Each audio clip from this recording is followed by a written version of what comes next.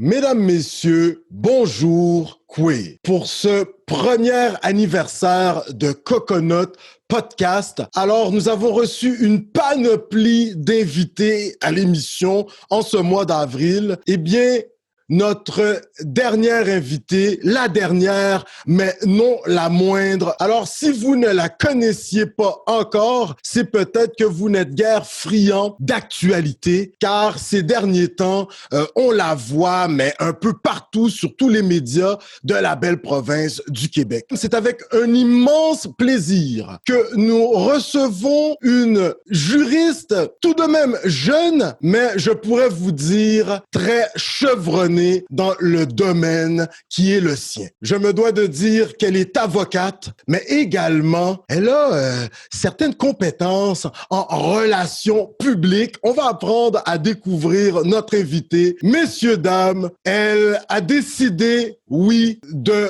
prendre la défense de Monsieur Mamadi Camara. Nous avons eu la chance de la voir à Tout le monde en parle et aujourd'hui, elle est à Coconut Podcast avec nous. Alors, recevons sans plus tarder Maître Virginie Dufresne-Lemire, messieurs, dames.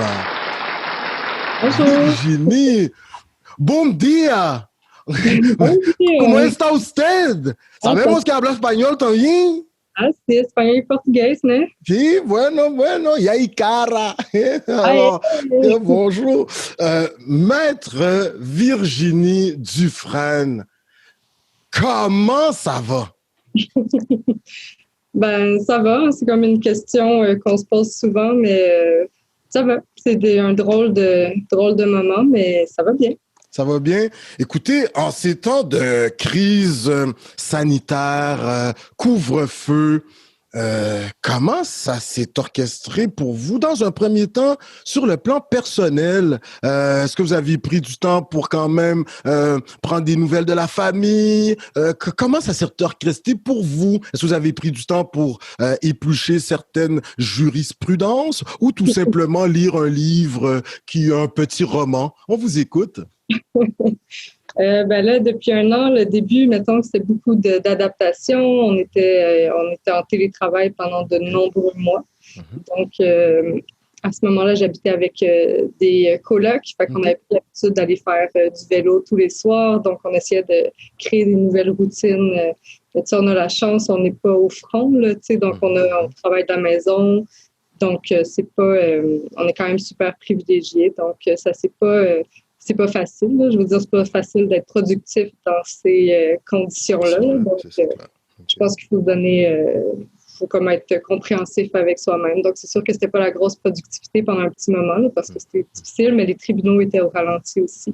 Oui, ben c'est ça, mais au niveau professionnel, il y a eu du télétravail, mais on sait que au tribunal, à un certain moment, il y avait certaines causes qui se faisaient en en visioconférence, qu'on dit. Est-ce que c'était le cas dans le domaine qui est le vôtre?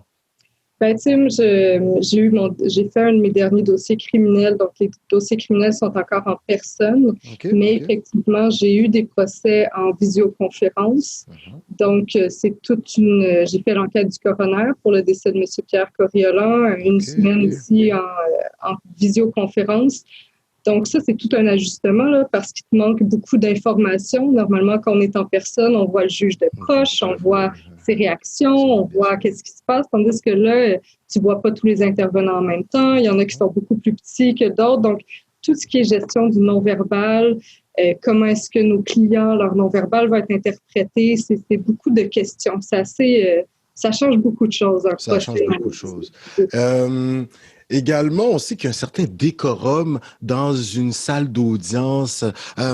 Est-ce que vous deviez tout de même, on sait qu'il y a certaines compagnies qui ont dû passer des directives afin que leurs employés n'ouvrent pas la caméra, le Teams ou le Zoom, puis là, ils soient encore en pyjama, disons. Est-ce que vous deviez de porter la toge, hein, cette grosse robe noire que vous portez en salle d'audience? Est-ce que vous deviez de respecter ce décorum?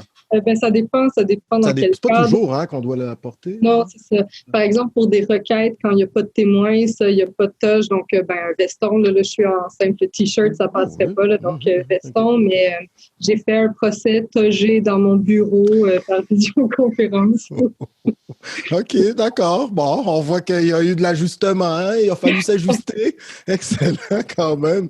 Écoutez, là, on va vous tutoyer quand même. Là. On sait que vous êtes une avocate. Moi, en faisant les recherches avec notre équipe, vous êtes quand même une des spécialistes dans votre domaine. On va apprendre à découvrir le tout, mais très chevronnée également parce que, ben voilà, hein, c'est ça qui est ça, comme on dit. On va apprendre à vous connaître.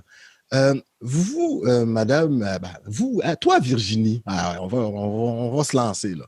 Virginie, toi, tu es née au Québec, c'est bien ça? Oui, je suis à Okay, Montréal. d'accord.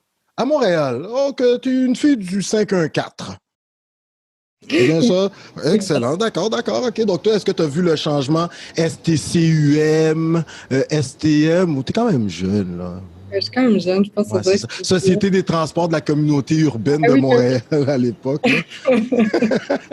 On remonte loin, là. Oui. OK, d'accord. Là, maintenant, juste pour savoir, dans quel quartier tu vas grandir? Moi, je grandis à Outremont.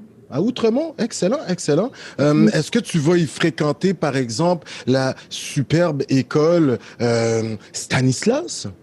Ben non, moi, j'ai eu la chance. Mes parents m'ont envoyé à Face. Ah, donc, ben là, tu dois être musicienne en quelque part, là. Ben oui, la musique, c'est quand même... Moi, c'était la percussion à Face que j'ai fait. Donc, j'ai fait mon primaire à Face. Superbe! Ah ben quand même, OK, on découvre des trucs chez Maître Dufresne Lemire. Ben oui, parce que Face, c'est une école qui a pignon sur rue au centre-ville. Là, ils sont en train de la restaurer, je pense, ou peut-être qu'il y a un déménagement qui va s'en suivre, mais je pense qu'ils restaurent la bâtisse.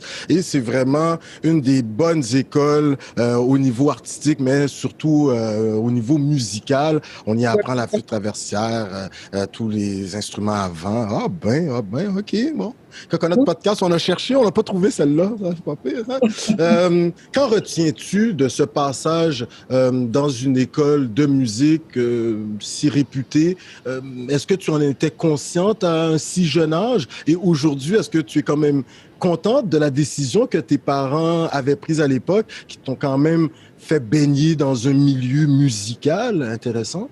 Ben oui, non, c'est sûr. À l'époque, maintenant, on s'en rend pas compte. Là. On aime beaucoup ça. Là. À tous les niveaux, tu as des cours de chorale, des cours de musique, des cours d'art plastique. Donc, non, moi, j'ai adoré ça. Là. C'était absolument fabuleux.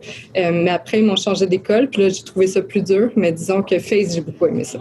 OK, superbe. Et par la suite, au niveau du cégep, allons faire un petit saut au cégep. Virginie, tu vas faire ton cégep, là, t'es à Face. Est-ce que c'est le cégep du Vieux-Montréal? Oui, OK. Donc, OK, ben toi, t'es quelqu'un qui va quand même adorer le centre-ville puisque tu vas y faire une longue carrière académique, si on peut le dire ainsi, dans un quadrilatère très défini, je dirais, connaissant le centre-ville de Montréal plutôt bien. Alors, Cégep du Vieux-Montréal, est-ce que tes parents, à un certain moment, n'ont pas eu peur que leur gentille, bonne petite fille commence à sortir un peu trop, découvrir un peu le centre-ville un peu trop à ce moment? Ou ils savaient que j'avais quand même avec une bonne éducation qui allait pas déroger de la ligne familiale? Vous aurez préféré que tu ailles, je ne sais pas, voilà, au Cégep Sainte-Foy, à Québec. Ouais. Mais j'ai eu vraiment beaucoup de chance. Là. Après mon secondaire 5, je suis allée vivre un an au Brésil. Donc, dans une famille d'accueil. D'où le portugais. Donc, mes parents ont laissé aller. T'sais, ils m'ont laissé partir un an à 17 ans. Donc, il y avait une confiance, j'imagine. Donc après le Cégep du Vieux, c'était moins dérangeant quand ça faisait un an que j'avais pas été là. OK, superbe. Ben là, en voyageant, puisqu'on a vu que tu es quand même polyglotte, alors français, anglais, espagnol, portugais, tout au bien, tout au bien. Là, est-ce que c'est à ce moment, tu vas tisser des liens au niveau social, tu vas te découvrir toi-même, qui va faire en sorte que lorsque tu vas revenir au Québec, bien, tu vas faire des études au Cégep du Vieux, mais plus loin, tu vas rentrer à l'université à l'UQAM, toujours, c'est pas trop loin, là, disons, en relations publiques. Ça, c'est en 2008, là. Tu rentres en relations publiques. Pourquoi les relations publiques à ce moment de ta vie? Ben, sincèrement, je ne savais pas du tout ce que je voulais faire. Je ne savais pas en quoi j'étais bonne. Le cégep m'avait juste démontré que j'étais super intéressée par tout ce qui est sociaux, réflexion, psychologie sociale, etc. Mais je ne savais pas encore dans quoi j'étais bonne, c'était quoi mon truc à moi. Puis les relations publiques, ben, je trouvais ça super intéressant. Le programme était cool parce que c'était un programme où tu faisais un peu de tout. Donc, pour être capable d'être un bon relationniste, l'objectif, c'est faut que tu connaisses les communications, mais il faut aussi que tu comprennes l'économie, la socio, la psycho, l'éthique. Donc, c'était tous des cours que je trouvais très intéressants. Fait que c'était surtout ça qui m'avait intéressé dans le programme. Superbe. L'approche globale, ça revient souvent dans le discours qui est celui de Virginie. Par la suite, tu fais relations publiques, mais à un moment, t'aimes pas vraiment ça que tu veux vraiment faire. Puis, papa, ça a l'air que tu vas voir ton père, puis tu dis, pas, j'aime pas ça. Puis il Ouais, dit, oui, ma mère vas-y, est pas vas-y. d'accord avec ce récit. Ma mère a dit que c'est elle aussi là, qui Ah, était... ok, donc il y a une petite... Ah, ben là, c'est moi qui l'a ramené sur le bon chemin. Regarde, aujourd'hui, elle est devenue une si grande avocate, c'est grâce à moi. Puis là, il y a eu une petite guéguerre. Non, c'est moi, Dufresne. Non, c'est moi, Lemire. Alors là, bon, en tout cas, les parents vont dire, fille, si tu fais le droit, ça va te donner un certain éventail, ça va t'ouvrir des portes. Et puis, à ce moment-là, est-ce que tu vas t'inscrire? Comment ça s'orchestre? Moi, Ouais. on t'écoute. C'est Oui, mais dans le intéressant. fond, c'est ça. Je faisais mon bac en com, puis là, j'avais un projet sur le côté dans lequel je travaillais en com, puis je réalisais que c'était pas vraiment ce dans quoi j'étais la meilleure. J'excellais, tu sais, c'était pas si naturel pour moi. Fait que là, c'était un peu d'angoisse parce que je finissais dans une session. Puis là, c'est là mes parents, on va sauvegarder la famille, Oui, qui oui. m'ont dit, va-t'en donc en droit. Pourquoi tu vas pas en droit? Mais pas, ça va t'ouvrir tes portes. T'aimes OK. tellement ça, argumenter. T'argumentes tellement sur tout, vote en droit. Et là, j'ai vu que l'UQAM était la seule université qui permettait de s'inscrire en janvier. Donc ça, on était à la session de septembre, là. Donc, je me suis tout de suite inscrite, puis j'ai terminé mon bac en relations publiques par la suite, là. Donc, c'est pour ça que je suis allée à l'UQAM. C'est ceux-là qui permettaient de commencer le plus rapidement possible. Puis à l'UQAM, moi-même, UQAMien, je suis en train de terminer un papier là, dans quelques temps. Là. On va dire ça avec la COVID, bon, en quelques temps. À l'UQAM, on connaît cette université pour la proximité que peuvent avoir les étudiants ainsi que leurs professeurs, maîtres de conférences en France. Également, tu vas y faire des rencontres intéressantes. Tu dis que les professeurs de l'UQAM, il y a quelque chose là. Tu les as trouvés compétents, mais surtout à l'UQAM, comparativement à d'autres facultés de droit de d'autres universités francophones de la métropole, je ne les nommerai pas, mais il y a un côté très pratique et où ce qu'on développe l'esprit critique. Mais ça, c'est à peu près dans tous les programmes de l'UQAM, j'ai envie de dire. Là, je sais pas, je connais pas le tien nécessairement, mais il y a cette... On met vraiment l'emphase là-dessus et toi, c'est quelque chose qu'on peut... me permet l'expression, qui t'a tilté, qui t'a dit, ah ouais, là, vraiment.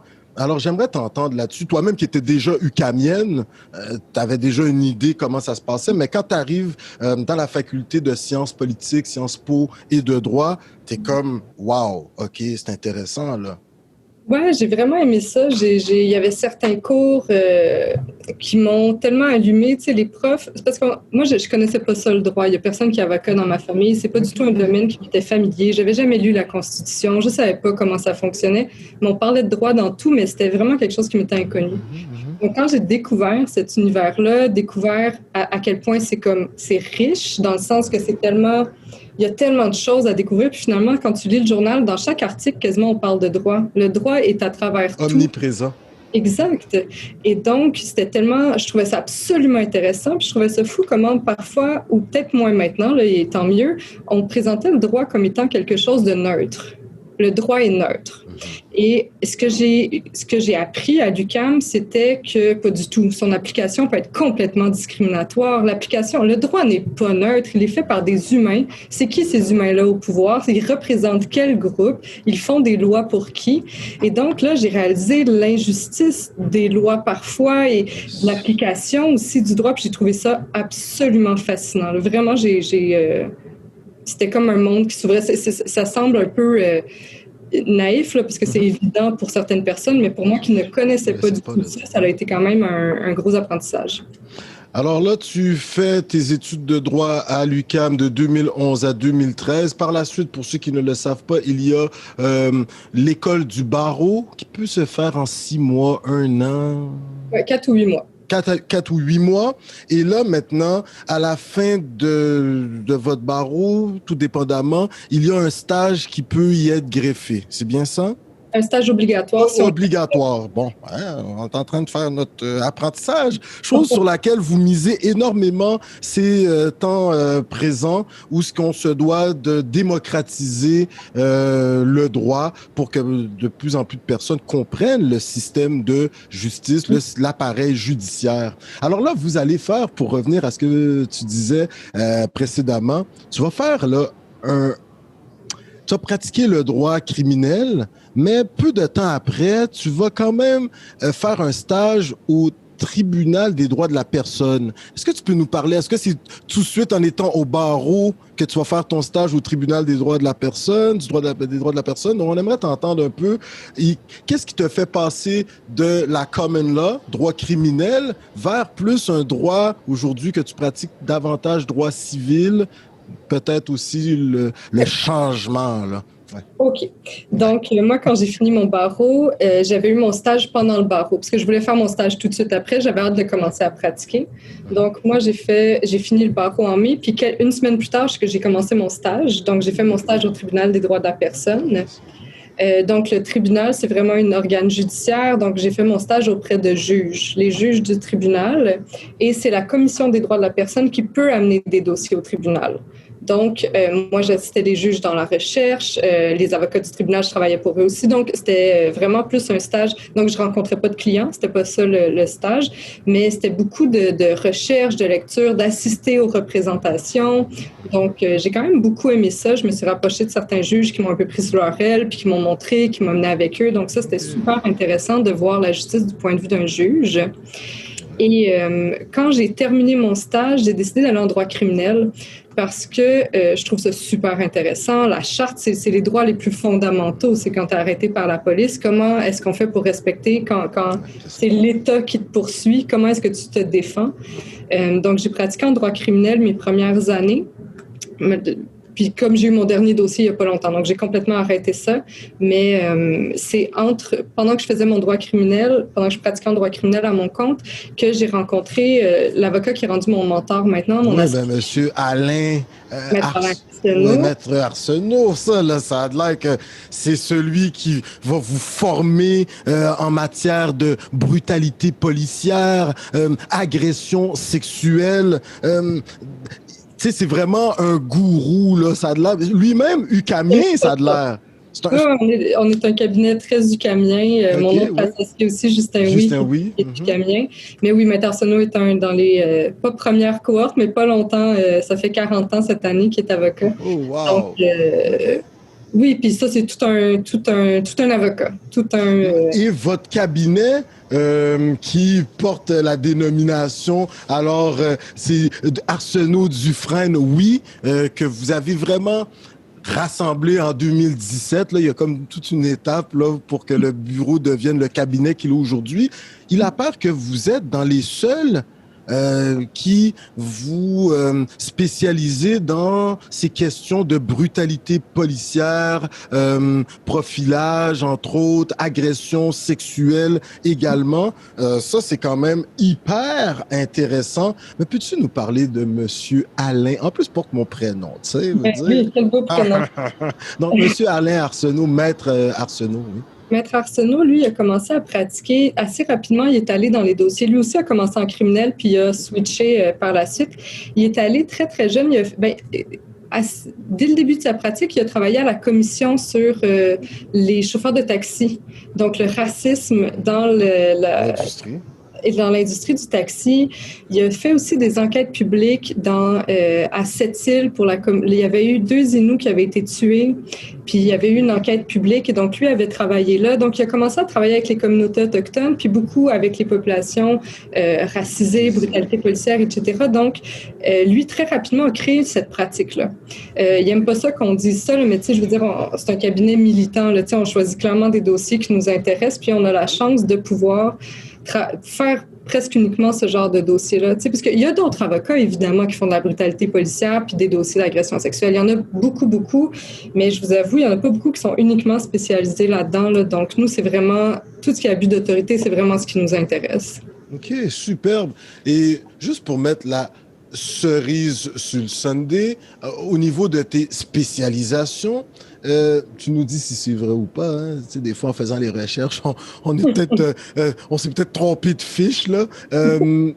Tu vas en 2016 t'inscrire à l'Université de Sherbrooke. Ça a l'air que tu vas nous faire une maîtrise, oui, tu sais, c'est en droit. Et là, c'est en matière de prévention et de règlement de différends. Ça me fait penser à la médiation un peu. Plusieurs cordes à son arc, Maître Dufresne-Lemire, c'est incroyable. Peux-tu nous relater un beau moment de cette maîtrise que tu as fait et comment celle-ci, aujourd'hui, te permet de mieux pratiquer l'art qui est tien?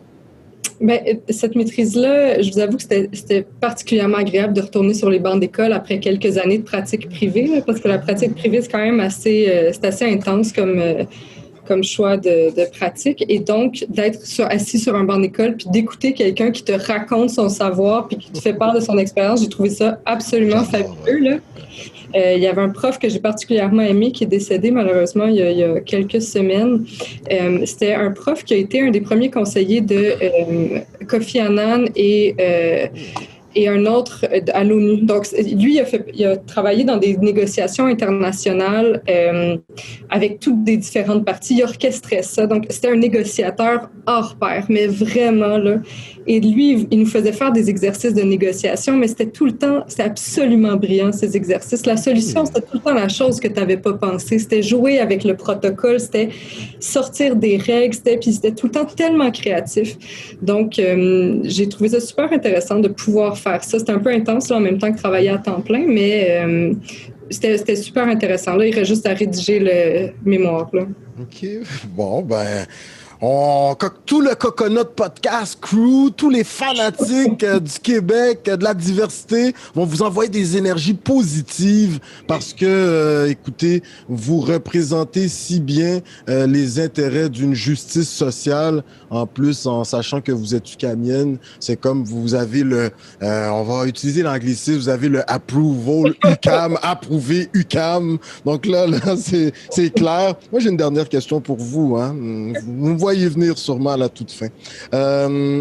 Également, vous avez fait votre marque, mais vous étiez toute novice, mais vous avez beaucoup appris avec Maître Arsenault en ce qui a trait à ce qu'on appelle une requête en action collective là, contre des congrégations religieuses. Ces derniers temps, on en a beaucoup entendu parler à Québec, mais assurément à Montréal aussi, où ce que certains hommes de foi, disons-le comme ça, de certains regroupements, des regroupements, ont abusé, mais même, on peut revenir dans l'histoire du Québec également. Il y a eu d'énormes abus. est-ce que il y a eu gain de cause en ce qui a trait à ce recours collectif? On sait que les processus sont assez longs en ce qui a trait au recours collectif. Où en est rendue la chose? On a 10 actions collectives au bureau. Donc, on poursuit 10 congrégations et ou diocèses. Ouais. Donc, ça dépend de laquelle on parle. La première qu'on a faite, pour moi, c'était contre les clercs de Saint-Viateur. Donc, ça a pas, il n'y en a aucune qui a terminé encore. C'est effectivement des dossiers excessivement longs.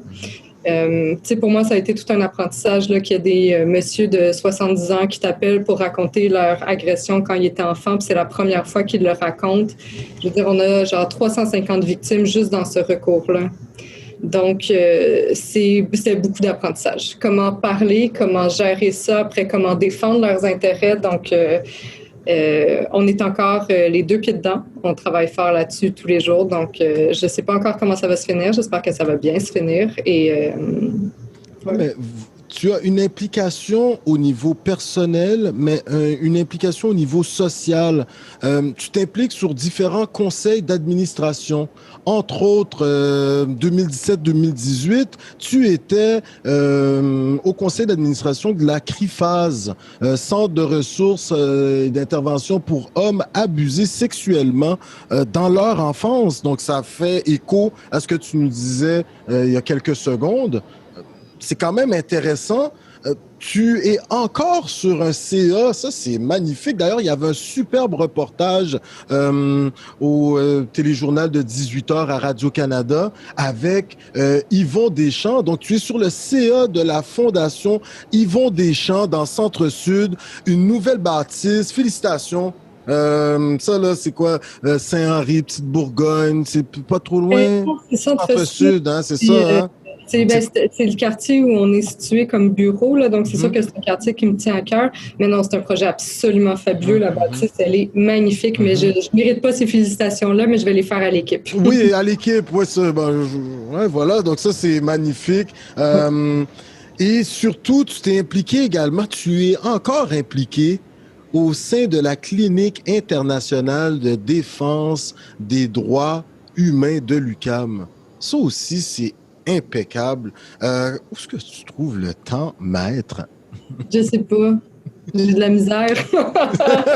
Attends, t'as sûrement une bonne équipe de gestion. Tu tiens bien ton agenda ou tes adjoints t'aident beaucoup parce que c'est magnifique ce que tu es en train de faire, là. On est un petit cabinet, on a une adjointe pour nous trois, pour les 3 avocats. Tu sais, c'est de la collaboration, mais c'est sûr que là, l'assidu, en ce moment, cette session, j'ai dû prendre une session de pause, mais tu sais, j'y ai été comme étudiante, comme case manager, comme avocate qui gère les dossiers. Donc, c'est sûr que moi, j'ai encore des liens avec l'UQAM, puis j'adore ça. Puis d'ailleurs, on a des étudiants qui travaillent avec nous, qui viennent de l'UQAM, que j'ai rencontrés dans l'assidu. Donc, le lien est fort.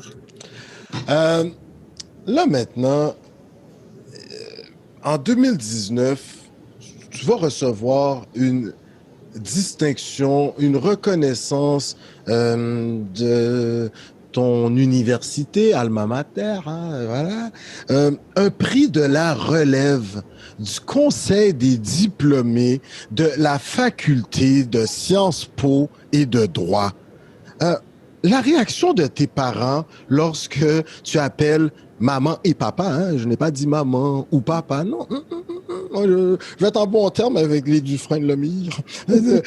Quelles vont être leurs réactions? Parce que c'est quand même pour le travail, le dur labeur. Tu sais, on sait que tu gradues en 2014 en droit. 5 ans plus tard, ton université reconnaît que tu fais un travail impeccable. Moi, j'aimerais t'entendre. Je l'ai surtout fêté avec mes 2 associés, parce que je vous avoue qu'un peu comme ça, j'aurais pas eu ça sans cette collaboration, tu sais, parce qu'on travaille beaucoup les dossiers, les 3 ensemble, tout le temps. On est super impliqués les 3 ensemble. Donc, c'est surtout avec eux que j'ai trouvé ça super agréable de partager ce prix-là. Mais non, mais mes parents sont super fiers. Tu sais, ils comprennent pas tout ce que je fais. Ils voient, ils trouvent ça intense, mais c'est sûr qu'ils sont contents, là. Ouais. Intéressant. Et là, en 2020, écoute, c'est une année qui va marquer l'humanité. On a cette crise, cette pandémie, le coronavirus, COVID-19. Peu de temps après, on a ces événements, George Floyd, brutalité policière aux États-Unis, un assassinat en direct. Euh, Puis là, on se dit, bon, OK, il y a des grosses marches, on va faire de grosses fresques sur la rue Sainte-Catherine, la vie des Noirs compte, on va voir tous nos frères et sœurs québécoises, québécois de toute origine sortir avec nous. Donc, on sent qu'il y a un appui, il y a une prise de conscience de la société québécoise. Et on arrive 2021, événement, Mamadi Camara, un policier qui va l'arrêter, Monsieur Vig, je pense bien, va l'arrêter, contrôle, soi-disant il parlait pas au téléphone, mais alors là pas du tout. Et là maintenant, ce que tu nous dis, vous parlez, maître, qu'il y a eu cafouillage, et c'est un cafouillage qui a mené à l'arrestation de Mamadi Camara et à sa détention. Euh, pour toi, tu dis que c'est clair qu'il y a, moi je dirais, apparence de profilage, mais toi, en tout cas, en faisant les recherches, tu y vas, bon, avec tes connaissances en la matière, tu dis que non, il y a eu profilage. En tout cas, il semble fortement qu'il y a eu profilage, discrimination systémique. J'aimerais t'entendre là-dessus. Et même, tu y vas plus loin. Tu dis que la présomption d'innocence, qui est un concept premier en droit, ben, je pense que celle-ci n'a pas été respectée. Profilage racial, 6 jours en prison. Euh, Aujourd'hui, parce que je résume et après on aimerait t'entendre, on a quand même, après une montée des médias, de la société civile, on a notre vice-première ministre, également ministre de la Sécurité publique, Madame Geneviève Guilbeault, qui va faire appel au service de Monsieur le juge Louis Dionne, n'est-ce pas? Lui-même ancien directeur du DPCP, c'est bien ça? Oui. Et pour que celui-ci fasse on pensait qu'il allait y avoir une enquête publique, mais là, qu'il fasse une enquête indépendante et par la suite, ce n'est pas sûr que c'est tout le rapport qui va être rendu public. Alors là, pour mettre Dufresne-Lemire, il y a quelque chose qui ne fonctionne pas nécessairement là-dedans. Alors, dans un premier temps, j'aimerais vous entendre, malgré que tout ça est encore en processus, donc on ne peut pas toujours trop tout commenter, mais sur l'affaire Camara et par la suite sur ce que M. Dionne pourrait nous proposer. Alors, on vous écoute, maître. L'affaire Camara. Le problème avec ce dossier-là, c'est qu'on a un agent qui a identifié mon client comme étant la personne qui l'a attaqué. Et sur la base de ce témoignage-là, on a arrêté mon client. Si on commence juste par regarder cet aspect-là, c'est problématique parce qu'il y a d'autres témoins. Mais ça, on les rencontre par la suite. Donc, à la limite, je comprends l'arrestation. Je comprends l'arrestation.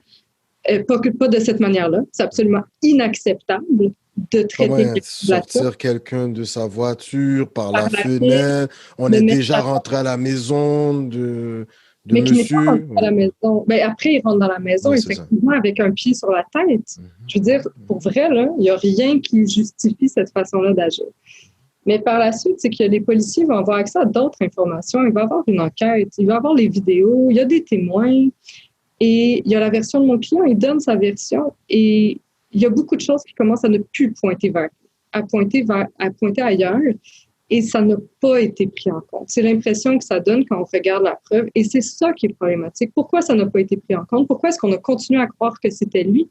C'est évident que pour moi, ça ressemble à du profilage. C'est évident. Je vois pas d'autre manière de l'expliquer. Et c'est souvent comme ça que le profilage, malheureusement, on doit le démontrer. C'est rare que les policiers vont dire « Ah, c'est parce que tu es noir qu'on te garde en détention. » Ça n'arrive pas, ça, ou ça arrive moins. Et donc, il faut le déduire du contexte. Et le contexte, il n'y a pas beaucoup d'autres façons d'expliquer la manière dont il a été traité.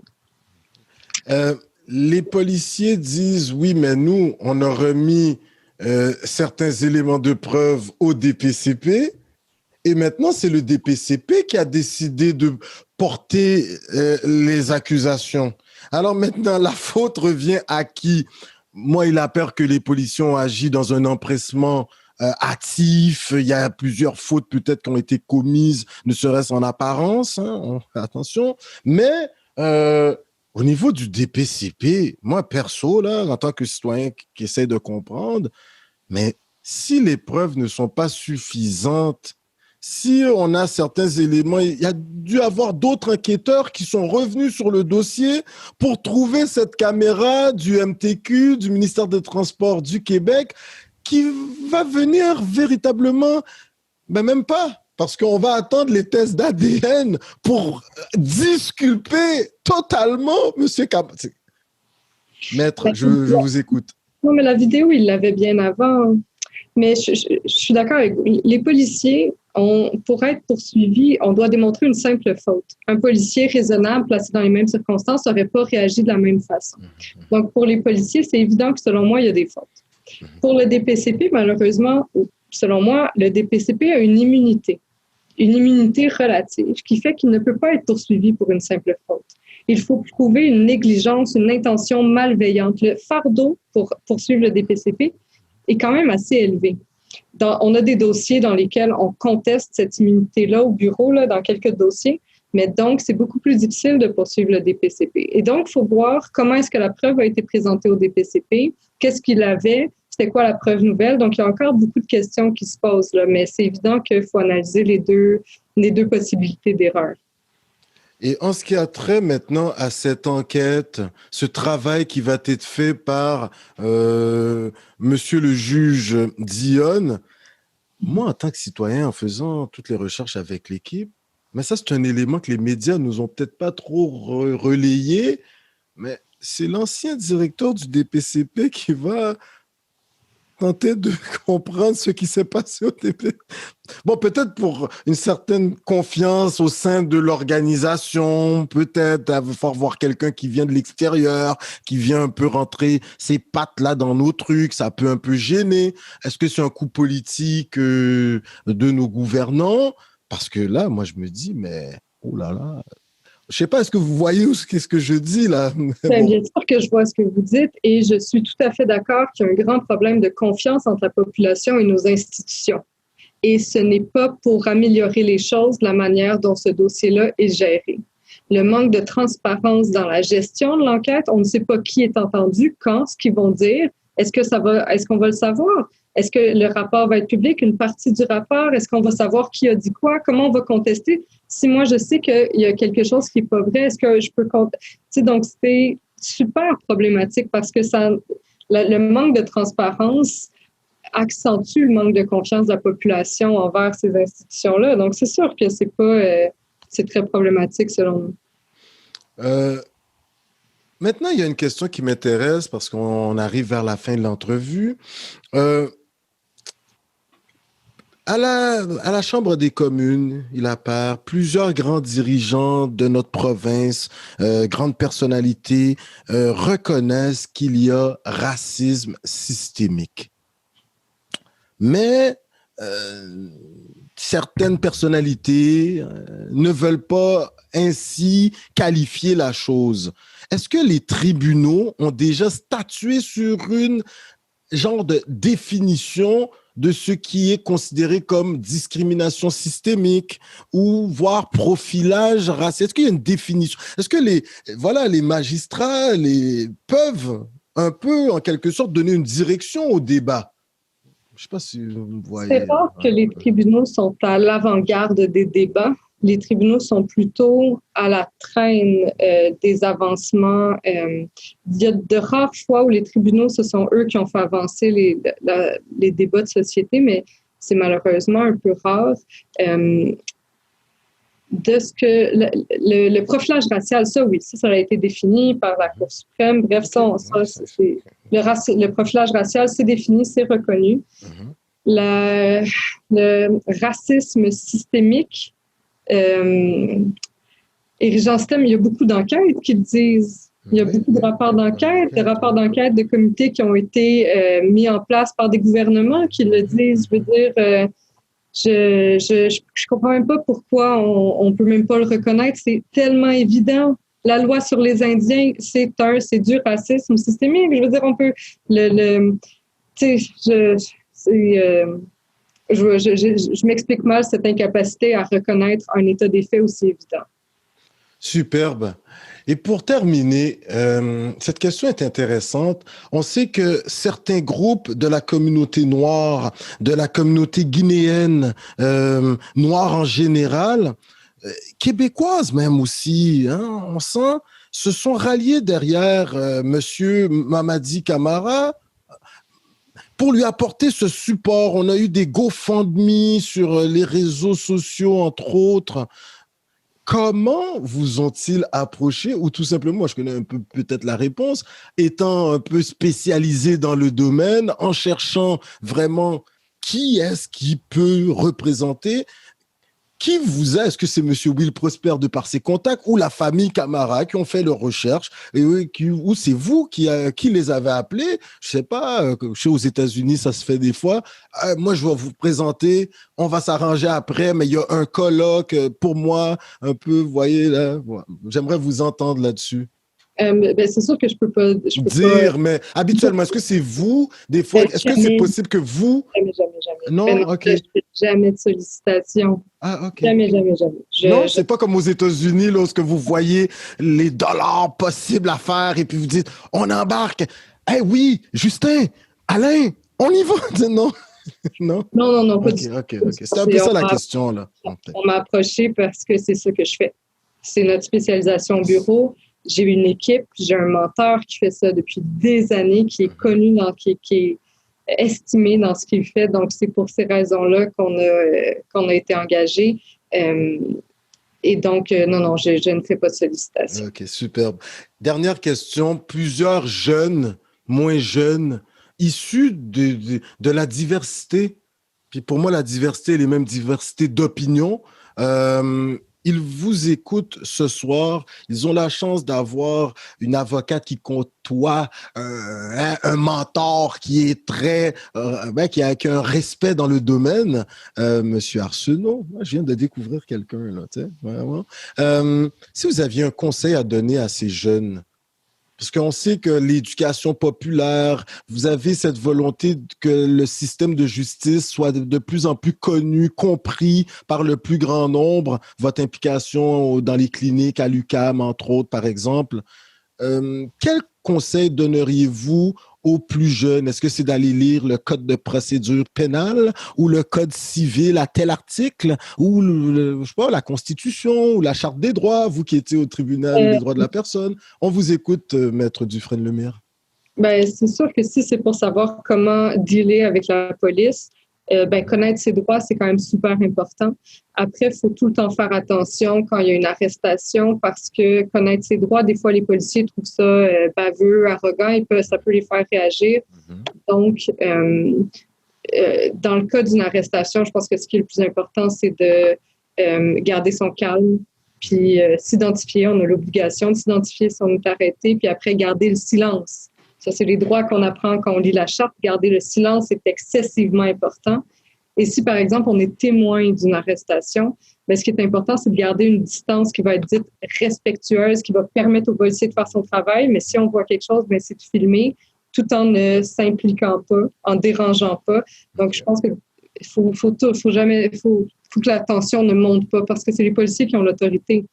Après, par exemple, on peut essayer, s'il y a eu une arrestation illégale, injustifiée, usage de force, c'est après qu'on fait valoir ça. Mais sur le coup, je pense que le plus important, c'est de rester calme. Mais ce que je dirais aux jeunes, je pense, c'est de s'impliquer. Il y a tellement d'organismes, le fun qui existe. Je veux dire, nous, on travaille des fois avec Otitok, qui est tellement intéressant. À l'UQAM, il y a la clinique en agression sexuelle qui est dirigée par des étudiants. Il y a les cliniques juridiques. Je pense qu'il y a vraiment beaucoup, puis je parle juste en matière juridique, mais il y a d'autres projets. Je pense que le plus important, c'est de s'impliquer, de rencontrer du monde, puis de se faire un réseau, tu sais.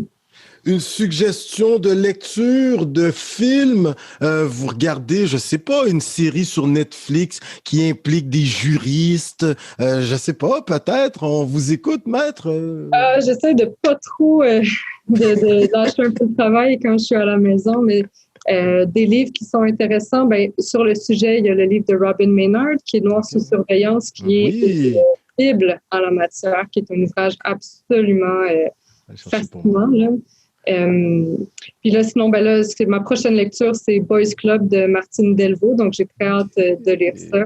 Boys Club de Martine Delvaux, OK.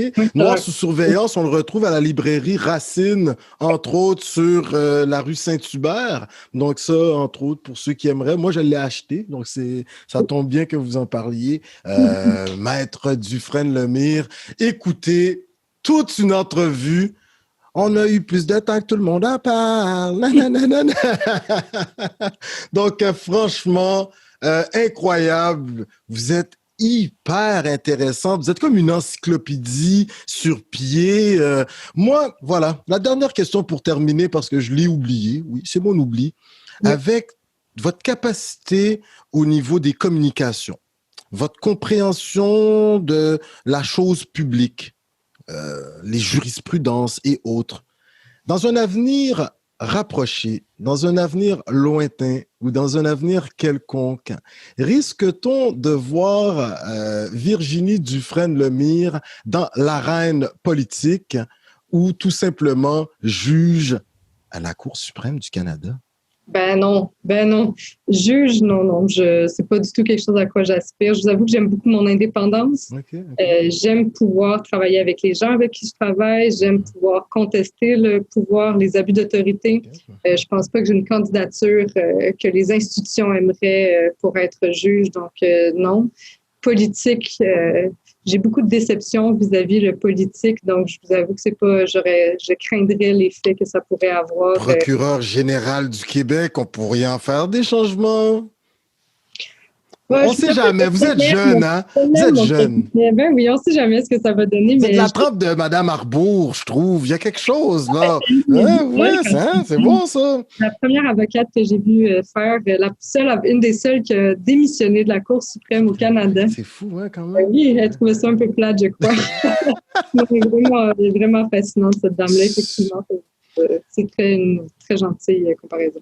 Maître Virginie Dufresne-Lemire, wow, tout un entretien, toute une entrevue. Alors, en toute fin d'entrevue, j'aime bien dire à mes invités, comme nos frères et sœurs nous disent en langue Innu, Chinash Kumitin, comme les Algonquins aiment nous dire Miigwech, et comme nos frères et sœurs des Premières Nations dans la région de Montréal nous disent Niawen. Alors, merci à toi, merci à vous et surtout à ton cabinet, oui, d'avocats. Moi, j'invite les gens à aller zioter un peu. Arsenault, Dufresne, oui. Je pense qu'il y en a un des trois là, qui va terminer dans les plus hautes instances de l'appareil judiciaire. On ne sait jamais qui le sait. Donc, oui, on ne sait jamais au tribunal pénal international, la cour à la haie. Hein, voilà, on ne sait jamais, hein, maître. Voilà. Sur ce, on te dit merci. En créole, on dit merci en pile. Merci pour l'invitation. Messieurs, dames, nous étions, oui, avec cette juriste jeune, mais comment elle peut véritablement maîtriser les concepts de droit et surtout avec son mentor et son associé. On a monsieur Alain Arsenault et son associé Justin, oui. Moi, je vous invite à la suivre. Elle est également spécialisée en relations publiques. Toute une juriste, messieurs, dames. Alors oui, on vient de compléter les 1 an de Coconut Podcast et nous avons eu une entrevue en espérant que ça va accrocher certains d'entre vous et que vous serez, qui le sait, les prochains maîtres Dufresne-Lemire du Québec. Alors sur ce, on vous dit de belles vacances et on a un autre projet qui s'en vient. Suivez nos publicités, ça va chauffer. Coconut Podcast, au revoir.